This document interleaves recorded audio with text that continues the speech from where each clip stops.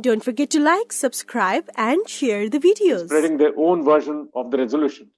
At the same time, I think in 1971, 1971, you had the Bangladesh war, and in that, the Chinese supported Pakistan, and there were serious discussions in the UN Security Council, and the Chinese, the words which they used against the Russians, the Chinese lead delegate was Huang Hua, who became later the foreign minister of China, was again of a magnitude which no self-serving, no self-respecting communist would have liked, so to say. And thereafter, of course, you had the Bangladesh war, where the USS Enterprise was sent on the Bay of Bengal, the Brits came onto the Arabian Sea, and the Chinese were also nearly coming into the war effort. And that is where the most important activity between India and then Soviet Union took place was the Treaty of Friendship, which was signed in August 1971. And Article 9 of that treaty was very, very important, which we'll come to as we talk of USSR India relation. Just before the Tiananmen Square issues, which you're all aware of, in June,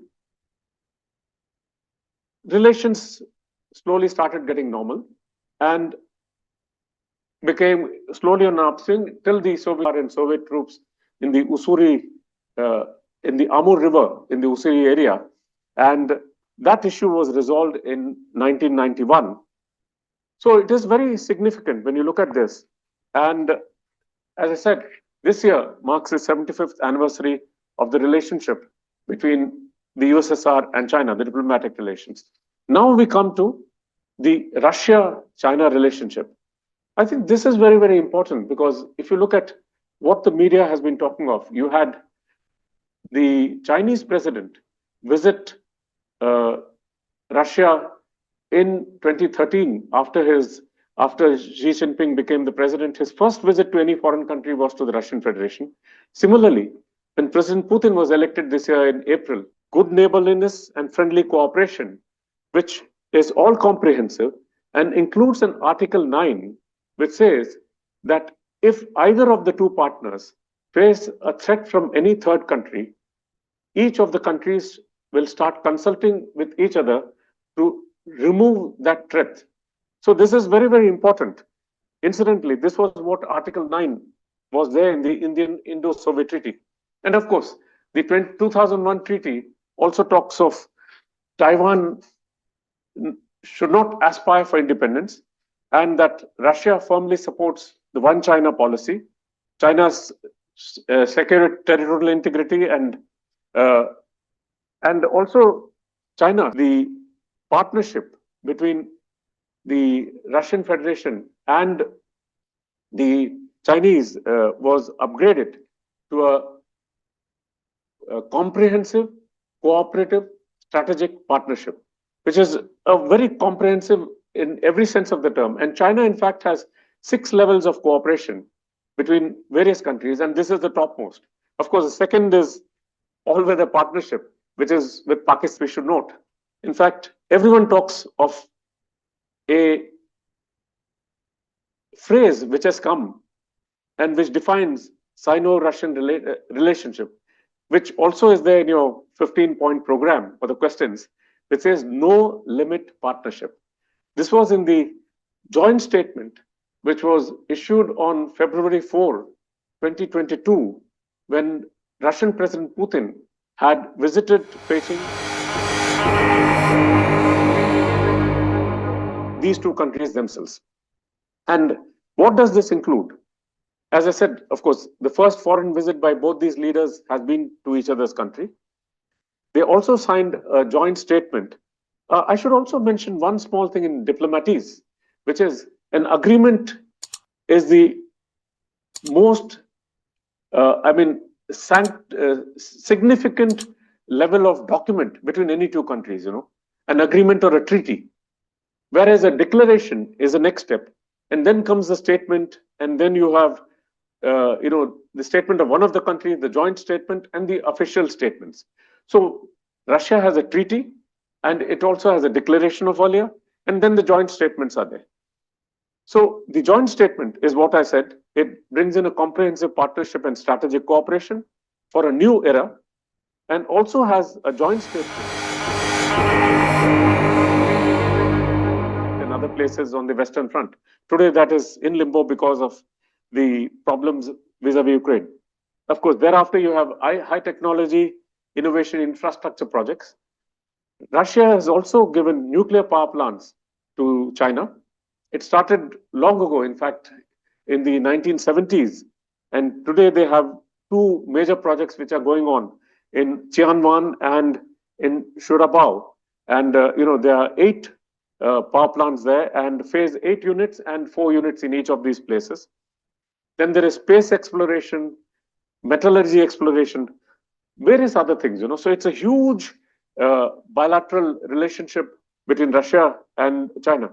What is also very, very significant to note is, as we're all aware, international currency transfers take place through the SWIFT mechanism, which is, SWIFT is a system for transfer of financial messages. And what it is, the Society for Worldwide Interbank Financial Transactions, is SWIFT. And because SWIFT goes through Brussels and is controlled by the US, China and the Russian Federation feel that the US can put a block, and they've done it. US has banned Russian financial transfers through the SWIFT mechanism. So China has its own China cross-border interbank payment system, which is called CIPS. And Russia has a system for transfer of financial messages, which is the SPFS. And 90% of the transactions between Russia and China are done in rubles or yuan. In fact, we would have read a lot of reports on the de-dollarization of global economic transfers. And this is one of the things which is happening between Russia and China. And China is very, very keen that the yuan becomes as strong a currency as the US dollar, even though I don't think the Chinese will be able to substitute the dollar in the immediate future, so to say. Russia-China trade has also been facilitated by the border mechanisms and easing of border restrictions, logistical arrangements, and infrastructure arrangements.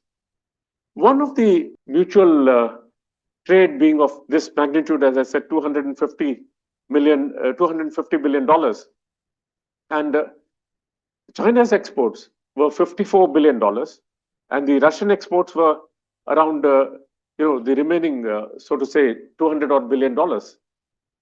But one of the important points worth noting is, in the time of the Soviet Union, USSR was the superior party, and they used to treat the Chinese with disdain.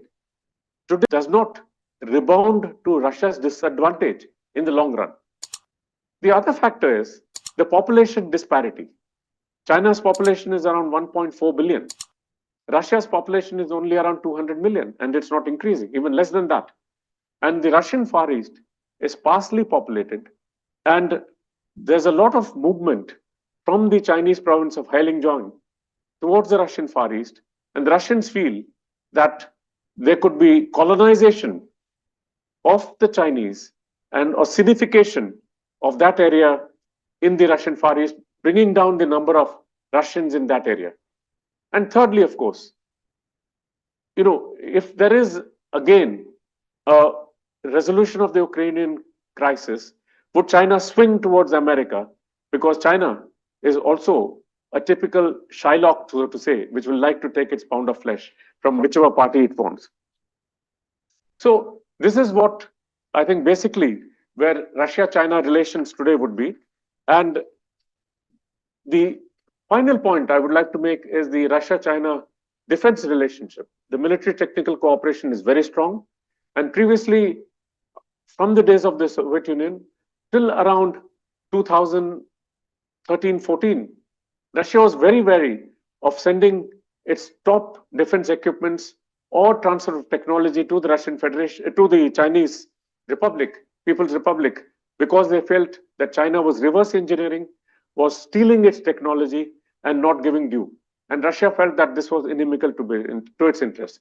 But after 2014, when when Russia moved into Crimea, what has happened is Russia has been transferring its high-end missiles to China, and also it has transferred its S-400 batteries to it.